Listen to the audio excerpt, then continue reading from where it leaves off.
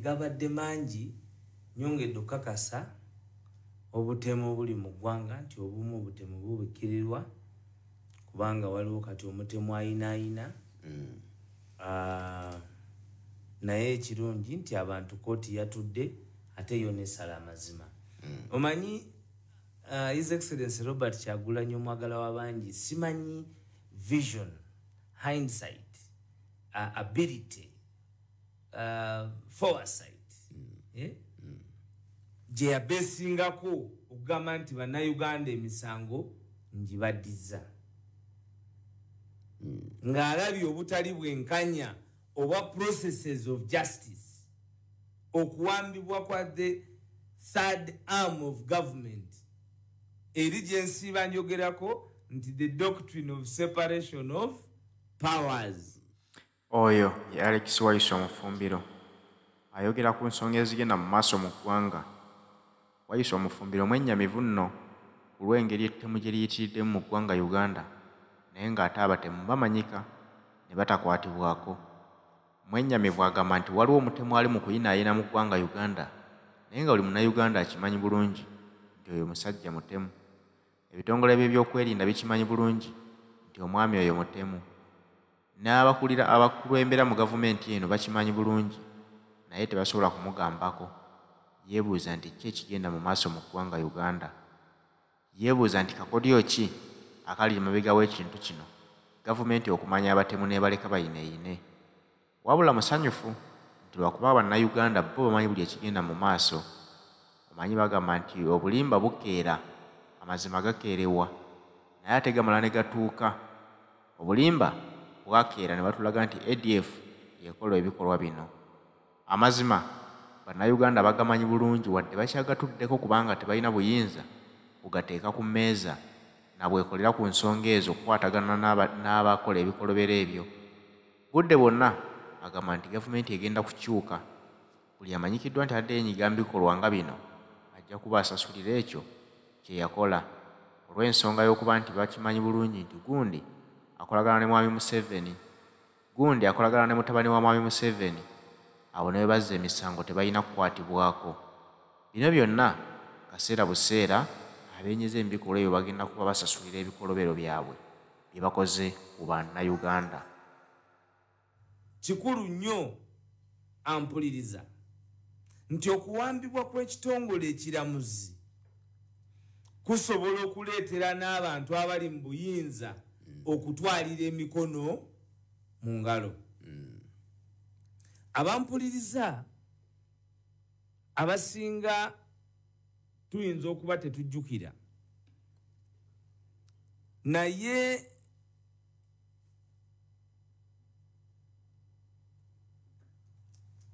ku bbaala ya Panamera battirawo omuntu.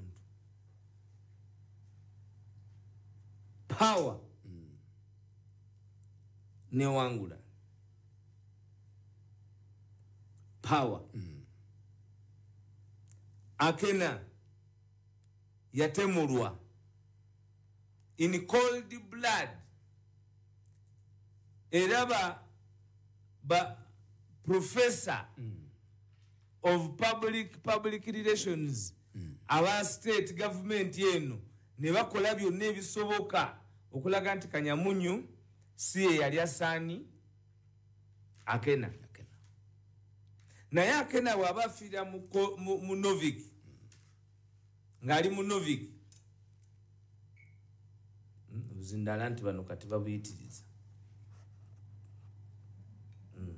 tukanyuke. Akena ng'afiira mu Novik ayogera kubanga yali awuliziganya. Olaba Katonda bw'akola ebintu bye Katonda akulaga nti asobola okunafuyo yalowooza nti naggwano kubanga bayita ku malwaliro gonna agaali gasobola okufuna accountability nga bacleaninga scene of crime.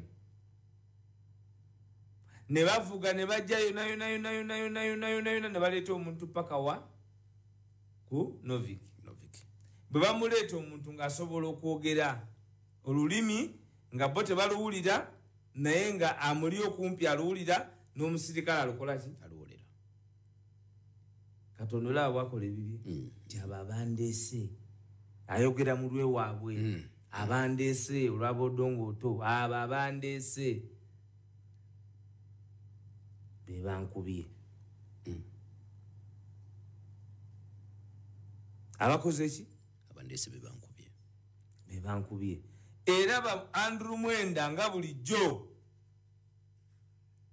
nga bolaba kati bano bana abavandimwe bolaba bavuddeyo pure militarization of the church, very unacceptable.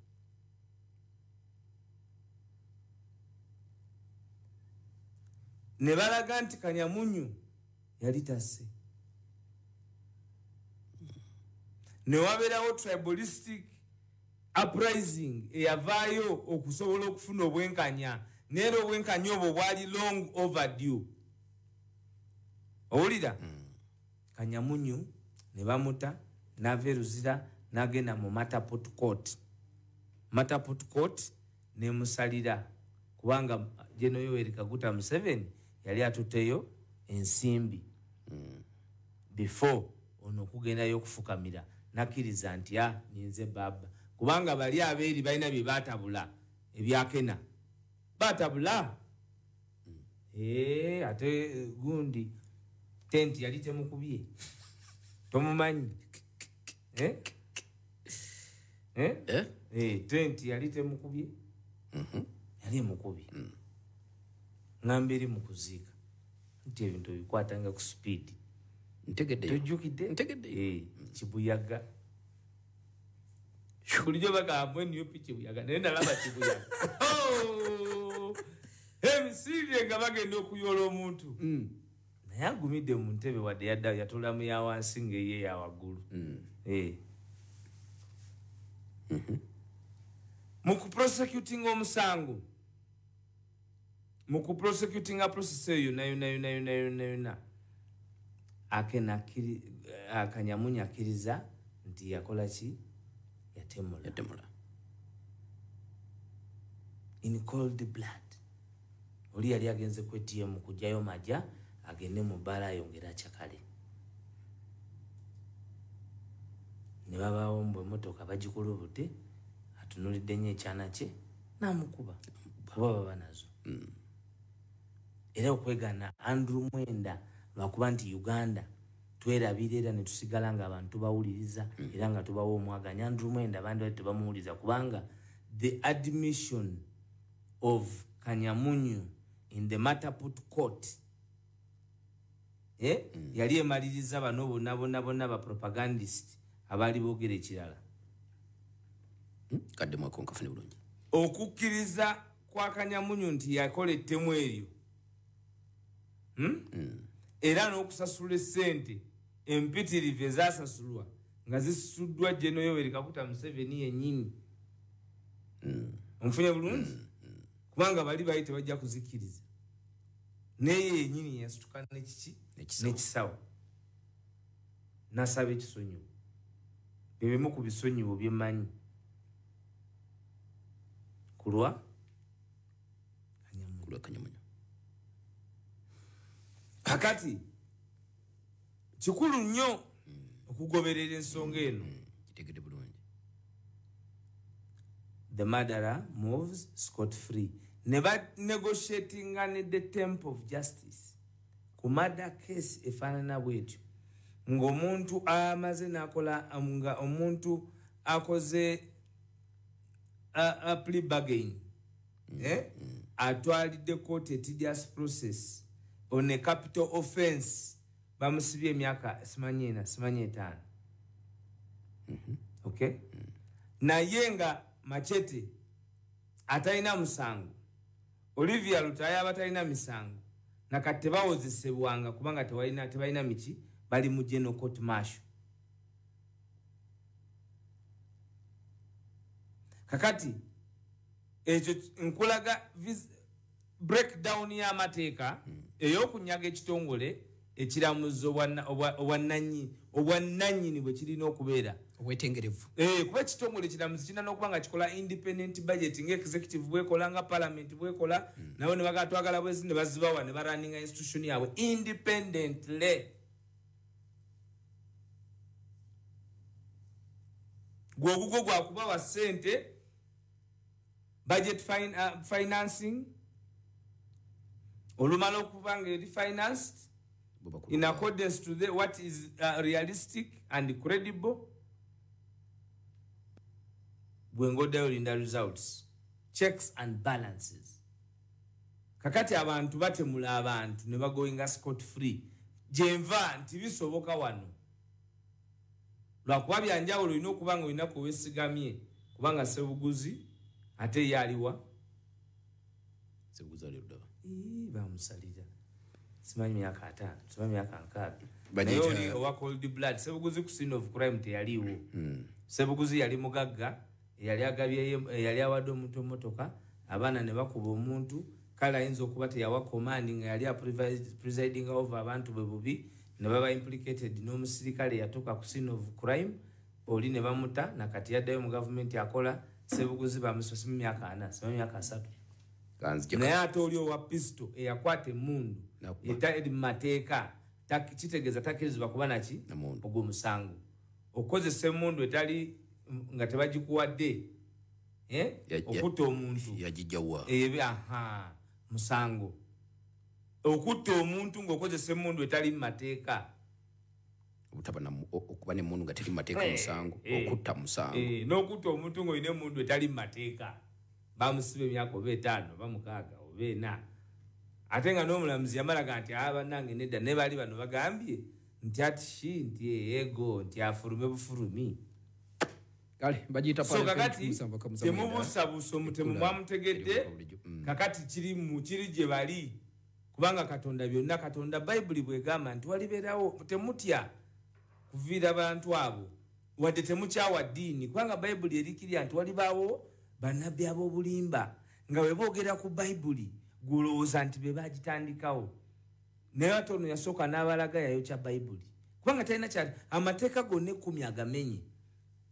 Katonda omusangamu ekitiibwa tomwongerangako kirala, yayokya Bayibuli. Yayokya Bayibuli. Kati gwe byaffe tubimanyize kubuli yayokya Bayibuli.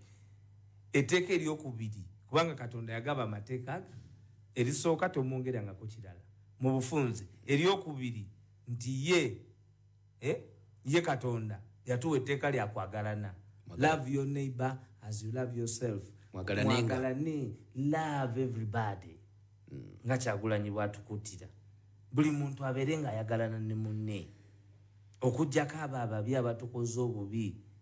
Kuba ne mu Bayibuli era mu kitabo kya Moses era abaakola obubi Katonda yabasindikira ebintu ebibalaga nti baali bakola abantu ki obubi. Ffe tuli mu lutabaalo, mwagalane mwenna abali mu lutabaalo, awatali kulwanagana, awatali mu kuyombagana, kuba kyekyokka ekyokulwanisa eky'obwa Katonda kye muyina. Nali etteeka n'alimenya. Tiyalimenya bumenya mu mapenzi naye yalimenya ne mu by'okunsi kubanga amepiga yeye. Ewe Kayongo uliriza kano nkugamba agweze mulango kazi okimala okujja tukamale lumu. Amepiga yeye. Kale kamalirize. Amepiga yeye. Onapiga yeye. Amelasa. Abalala bategedde. Assalamu alaikum. Onjogeza bintu kumpita nga sibimanyi. YPA Goats Farming Project bakugulinya 53M. Watu omwana omuleete ku Hamuzaga Munya. Duwina ate nga akyalinda neya Oscar His Excellency Robert Kyagulanyi Center mu Ngobi. Waliwo factors endala ki nyingi.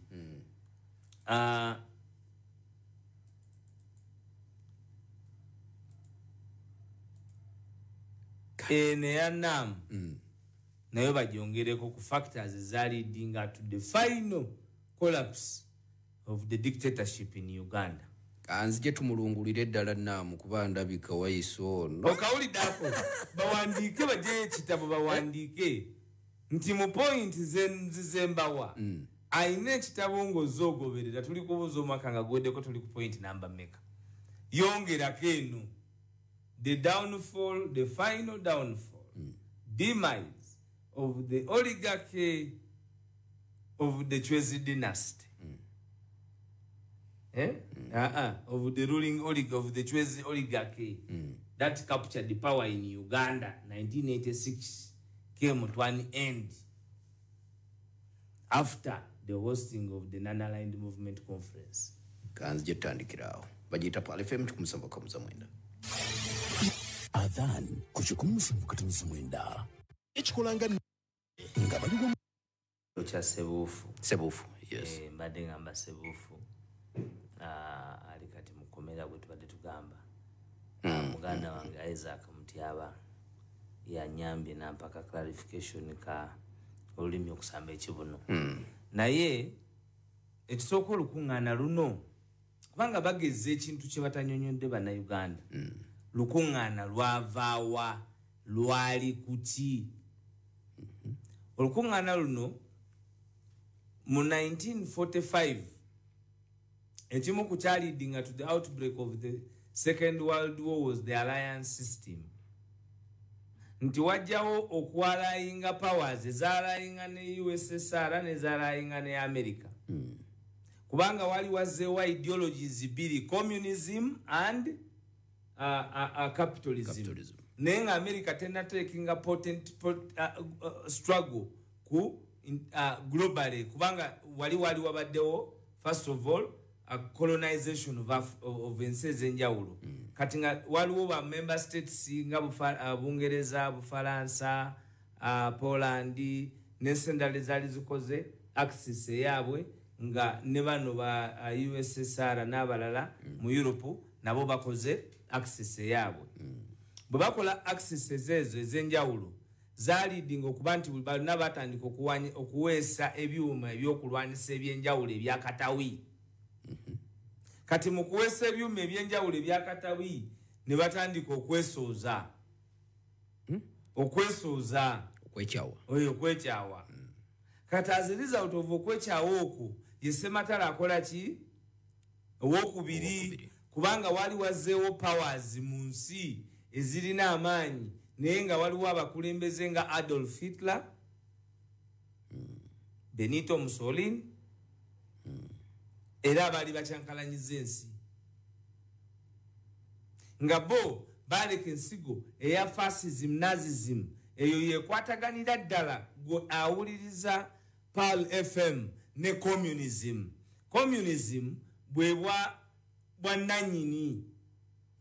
Era gye bayitanga move to the left, move to the west. West wali omuvinze ku capitalism. Era nga yeyo ideology paka olwaleero eya National Resistance Army. Kubanga bwe bajja wano bakola privatization ne bakola liberalization of the economy. Yes. Nekitegeeza nti ebyenfuna baali babiziza butereevu mu bantu. Lwakuba nakyo kirungi ne mu privatization system gye bateekawo batunyagiramu assets nyingi, batunyagiramu sente nyingi, ate nga n'ebyo byandibadde bisobola okubeerawo naye system era neteekebwawo okubeera nga baali basobola okubalansinga both government utilities in terms of mega services and mega productivity. Kubanga ekitongole ng'ekyamasanyalaze baali tebalina nsonga yonna lwaki baali bakiwaayo. Okay? Kuba bwe manjogera ku bino tetugenda kubikuumira watono. Binini. Tulina okubikuumira wanene mu discussion vis-a-vis Olukungana lwe bakuleetedde. Yes. Kakati bwe powers bwe zibanga zaali zimaze okufuna ideology, kino kyonjagala mpuliriza omanye nti baali badiscussinga ideology. Ideology ekiva mu kigambo idea. Kati bw'okikkiririzaamu nebanga yenkola gy'oba otambulizaamu enkola yo nga ffe twagenda twamovinga to the west. Era bakadde baffe abali ku radio eno bamanyi bulungi nnyo nti ebimu ku bigambibwa nti byaleetera gundi Obote ebizibu. Kwe kubanga yali amaze okuba ng'ali amovinze to the west era nga bamuggyako bamamulako ng'agenze mu Lukungana wa Singapore. Bwe mujjukira bampuliriza. Yes. History tumutegeera bulungi. Nga enakivuba declarinze move to the west, to the left. That was total moving to communism. Okuba nti government owninga buli kintu, services n'ebirala. Enkola eyo ampuliriza ekyali mu nsi nga Cuba, ekyali mu nsi nga Venezuela, ekyali mu nsi nga North Korea, ekyali mu nsi nga relatively China.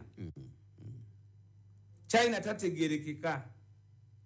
Era yewuunyisa nnyo USSR, wenjogera ku USSR ampuliriza olwaleero USSR nga tebanagenda mu sematalo owokubiri yali empire nene, naye bagenda mu empire mu sematalo owokubiri USSR yatemebwako ebiwawaatiro bingi, kyova olaba olwaleero paka leero akyakayanira ebitundu ng'ebiri mu Ukraine, akyakayanira ebitundu bingi nnyo kubanga kyali ekitundu nga kigazi nnyo. Naye ampuliriza kyenjagala okwanguyiriza nti olwa colonialism waliwo ensi ezaali zimaze okumuvinga ahead nga zifunye independence. Yes. For example, after the 1952 revolution tugenda okuwete kona mu 1505 mu Lukungana Lwa Banduga conference nga Gama Abdul Nasser ali butaala. Njogera ku president kati wa Egypt Misiri ngaliki ali butaala nga yamaze okwetongula nga wangudde Muslim Brotherhood nga eri madaraka na Egypt. Bwe bayingira madaraka nga Gama Abdul Nasser bali madaraka basalawo as a policy, of course okubanga bali joined abantu nga Bakwame Nkrumah, waliwo ba Seko Toure, waliwo Kwame Nkrumah, Seko Toure, of course wano East Africa Jomo Kenyatta, Mwalimu Julius Kambarage Nyerere, yoyo Alex Waiswa Mufumbiro nga yamyuka omwogezi w'ekibiina ki National Unity Platform.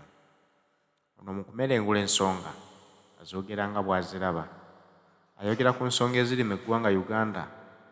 Alabira ddala nti eggwanga Uganda weeriri lyafuuka ly'abalondemu teririko bannannyini lyo. Weewuunya eggwanga bwe mubeera obussi bw'abantu ng'oli mutemu bamumanyi nti gundi yatemula omuntu naye ne bakwatamu atalina musango ne bamusibako ekisangosango, wabula omutemu ne bamuleka ng'ayinaayina. Bino byonna bisanga mu ggwanga Uganda. Kitegeeza nno nti abatukulembera olaba bakola ebikolwa ebifaananako bwe bityo ne bazibirira omutemu ne batayagala akwatibweko.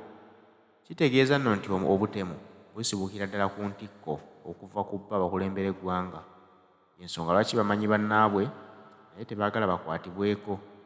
Kya nnaku nnyo nti bannayuganda beesiga gavumenti nti yeyina okukuuma bannayuganda n'ebyabwe, naye ate eri mu kubasaanyaawo mu kimugunyu.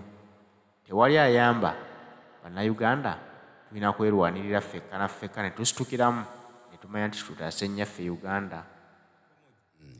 Kakati bwe bamaliriza ne bagamba tuyambye tutya olukuŋŋaana oluganda, tuyambye tutya ensi endala nazo okufuna obwetwaze nga teziri mu bino, okubanga ensi ezimu zigenda mu sematalo owokubiri nga zigendayo kubanga zalina ideology zezali conscripted to as a result of colonialism. Tutegeraganya. Yes. Kakati baleeta olukiiko olwa non-aligned movement ng'enkiiko ezo zitunuulidde principle number 1 okuba neutral ku alliance system eyali ecreatingiddwa. Today do we have an alliance system? Ndiku the workability of NAM. No. Leero waliwo alliance system.